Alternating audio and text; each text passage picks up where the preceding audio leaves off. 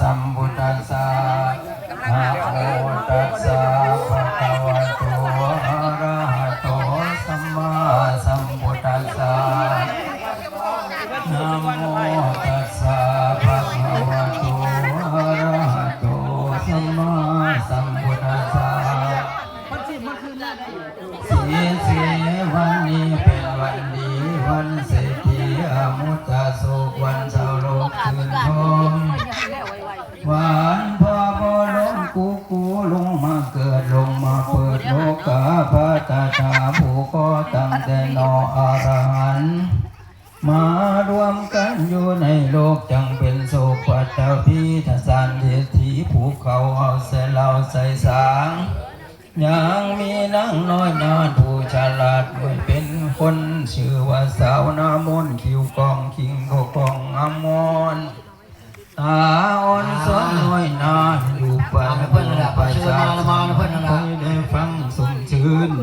ดีลื่นล้นก็คนทั้งหลายปานเดือนหงายผิวพองคิวก็กองงอนตาอ่อนสนหน่วยนาผิวพันขาดเครื่องไพรูน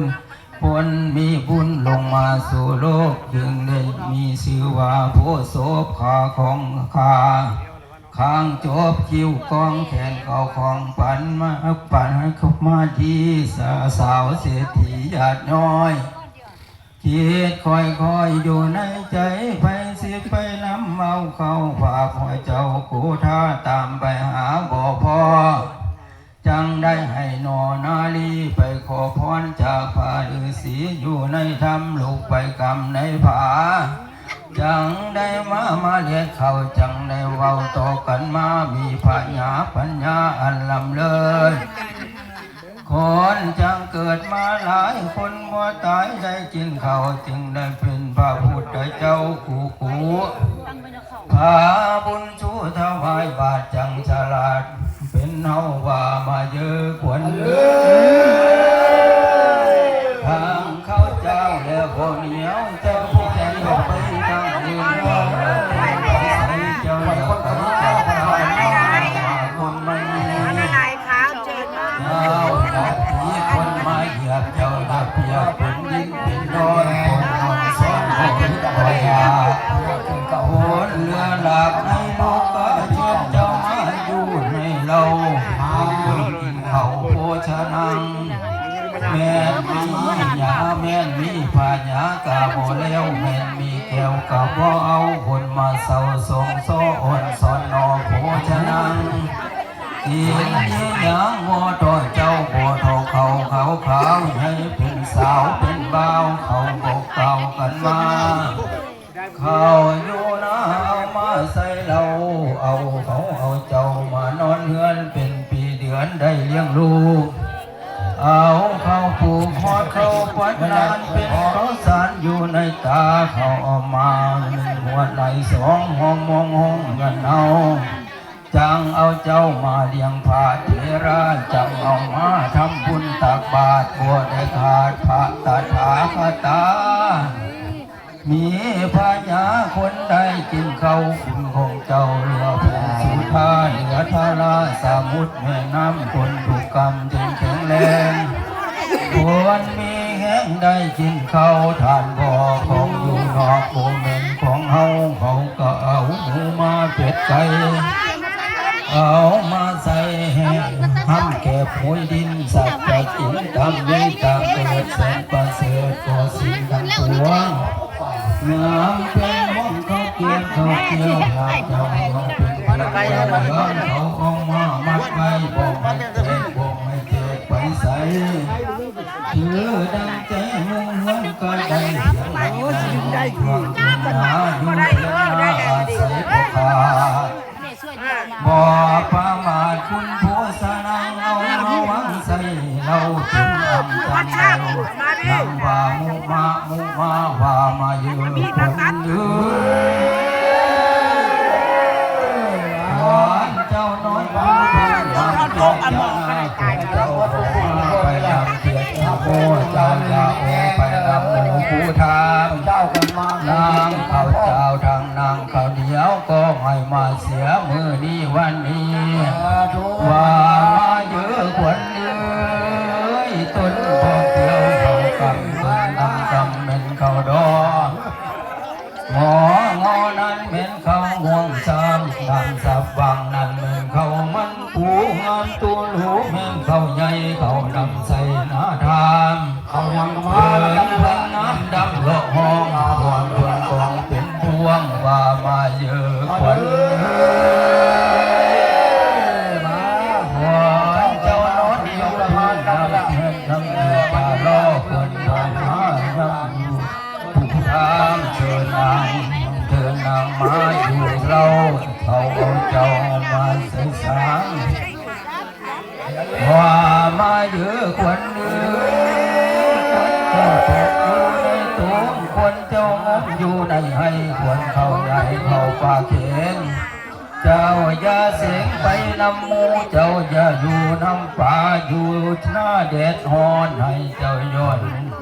โมมาวิดปากป่าให้เจ้ามาไว้ว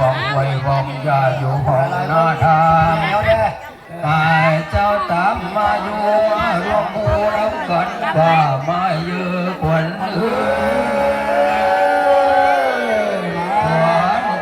ไปอยู่กับดูน้ำกำคนเจ้าไปนำกุหลาบคุณตาว่ามาเยอะควรเนื้อกะจีผู้สิกอดนกกอดเสียงข้าผีถึงเดินปีจังหอกจังเราเขาเสียเจ้าไว้นาทานก็ไปเราจังน้ำกัวเก่าเอาไว้นาเราและนาดอนอ่อนสนเจ้าตื่นเจ้ากองมาอยู่หน้าห้องหน้าทางผลก็ตั้งเก็บไม้จนเพียงให้เจ้าเลี้ยงลูกเลี้ยงหลานให้ได้กินได้ทานสืบโตได้สร้างก่อศาสนาให้เจ้ามาเสียมือนี้วันนี้ว่ามาเยอะคนเดีมาอยู่สางมาอยู่ทั้งเล่าใหญ่เบิ่งข้างไกลหมอสูนแล้วงามหลายข้างไกลไล่ตัวไล่กุ้งนงข้างมันกุ้งปานเกี่ยวเล็กแหลมตาเฮาเนมโมตาเฮาเนมหมอสูดเอาขวนทางข้าวเจ้าข้าวเหนียวจังได้บอกกันว่าหมูมาโภชนะอาภิชาอังสาธุเราขอเจ้าสูงเพียงไปตานเราขอสารสูงเพียงไปเฝ้าถูกขันเศร้าอยู่สวัสดีมีอายุวันนาสุขภาพทุกท่านทุกคนเถิ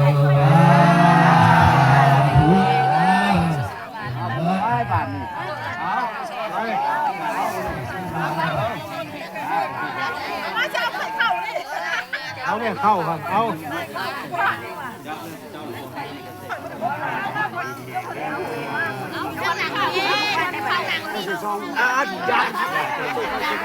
ใช่แล้วนี่ก็ถวายพระรถเลยถวายเลยถวายเพิ่งสร้างรถถวายเพิ่ง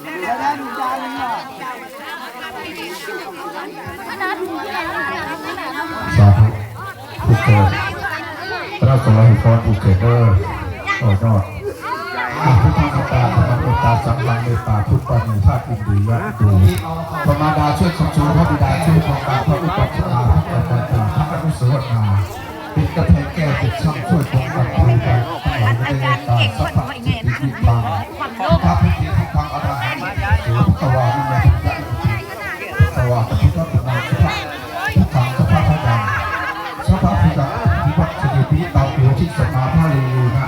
อวิตาลักขังอัศตังในพุทธังยูระโยนยังหัสตังสัพพะดาภิพระวัติเมตใจถูกเอาเพราะมันเป็นอะไรผู้ที่คนรู้จักลูกให้หลานวันปีใหม่สวัสดีครับให้ทุกท่านร่วมไปด้วยดีปลอดภัยครับสุดยอดปีหน้าว่ากันใหม่ครับตัวเป็นอย่างปีนี้แล้วไปแล้วทุกคนยินดีขอให้มีอายุนักสุขภาพขอให้มีอายุในสุขภาพจะตั้งช่วยให้โรคโรคาปากทุกอย่างโรคภัยอันตรายทุกสิ่งทุกอย่างที่น้องเลยที่มีที่ทองไม่ทอง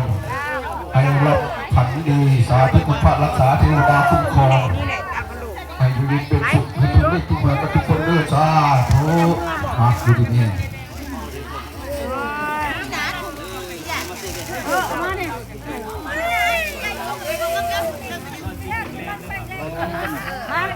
ใครพวกแกคนเดียวคนได้มาเอาเด้อ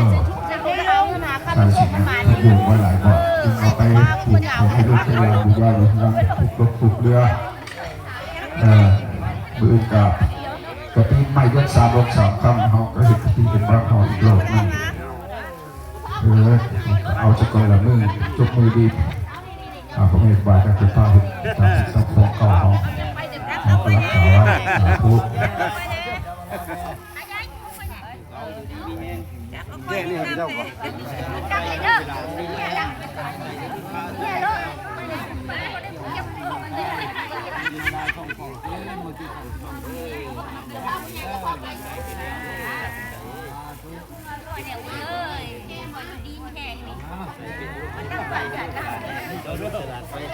บึกกันไปเนี่ยโอ้ยนั่งจะได้เลยนั่งมาได้เลยผู้ดีผู้ครัวไม่ได้ต้องใช่ผู้ใช่เพื่อจะมีมันยืนเป็นลมโพลมใจให้ลูกให้หลานต่อไปนี่แหละใส่เพิ่นเป็นเจ้านี่แหละใช่เรื่องเกิดเนาะเข้าเก็บไป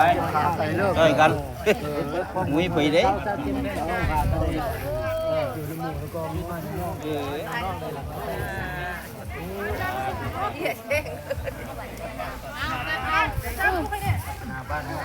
เอาเบาเด้อเข้าดีปิดก่อนเล่าก่อนแก้เลย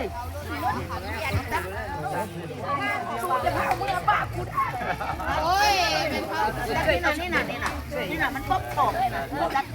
จะตัดใกล้มือไหนเด้กล้องมันก็ยังบ่แล้วขนาดนั้นกล้องมันก็ยังบ่เอามานี่แม่เก็บใส่หันเลยบาดนี้ใส่ถุงทะเลทะเลเลยนอนเป็นกี่วันน่ะจะตายเลยครับมือจะของเลยเนาะเข่าโลกทุกจานเลยในสามารถเข่าเลยโลกไม่เปย์นะหัวเนาะเอาแต่ทุกอย่างดีมีแหงเลยวิ่ง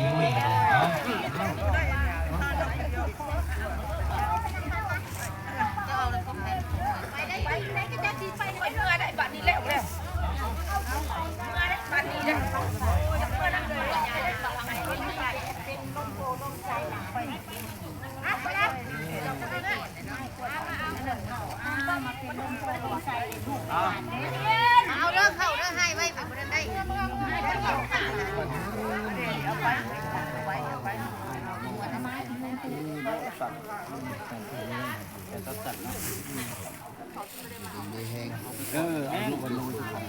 หาของกับผู้สี่ถุงเด้อจ้า